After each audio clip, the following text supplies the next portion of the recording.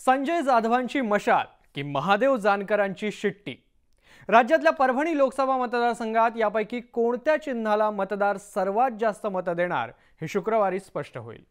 देशात दुसऱ्या टप्प्यातलं मतदान 26 एप्रिलला होत आहे। याच टप्प्यात परभणीतही दोन उमेदवारांचं भवितव्य ठरेल, संजय जाधव आणि महादेव जानकर।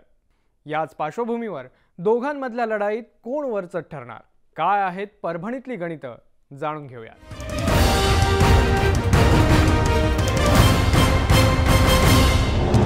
परभणी लोकसभा मतदारसंघ स्वर्गीय बाळासाहेब ठाकरेंच्या विचारांचा प्रभाव असलेला हा मतदारसंघ। म्हणूनच परभणीत 13 महिन्यांचा मधला काळ सोडला तर 1991 पासून इथे शिवसेनेचाच खासदार आहे। विद्यमान खासदार संजय जाधव उद्धव बाळासाहेब ठाकरे पक्षाची मशाल घेऊन मैदानात आहेत आणि त्यांच्या समोर आहेत महायुतीचे उमेदवार राष्ट्रीय समाज पक्षाचे महादेव जानकर।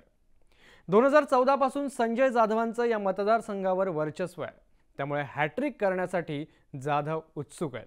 पण गेल्या काही दिवसात परभणीची ही लढत इंटरेस्टिंग झाली ती महादेव जानकरांच्या एंट्रीमुळे।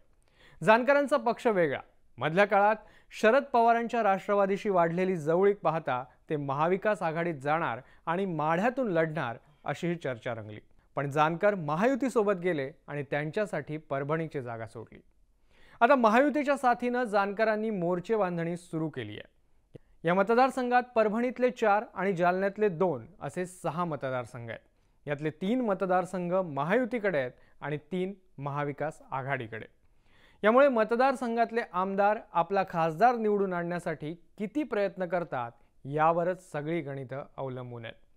संजय जाधव 2 वेळा निवडून आले असले तरी गेल्या वेळी राष्ट्रवादीच्या राजेश विटेकरांविरोधात लढताना त्यांचं मताधिक्य होतं अवघं 42,000।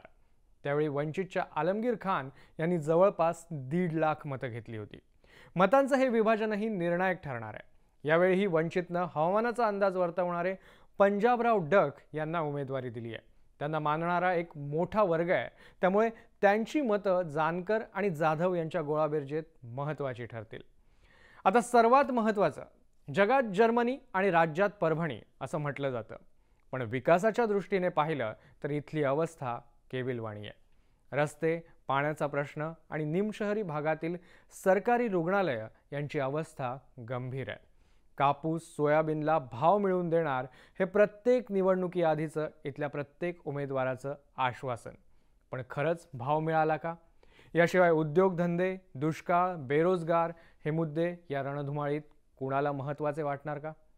त्यामुळे परभणीकर जाधवांना हॅट्रिकची संधी देणार की जानकर परभणीतलं शिवसेनेचं वर्चस्व मोडीत काढणार? तुम्हाला काय वाटतं? आम्हाला कमेंटमध्ये नक्की सांगा।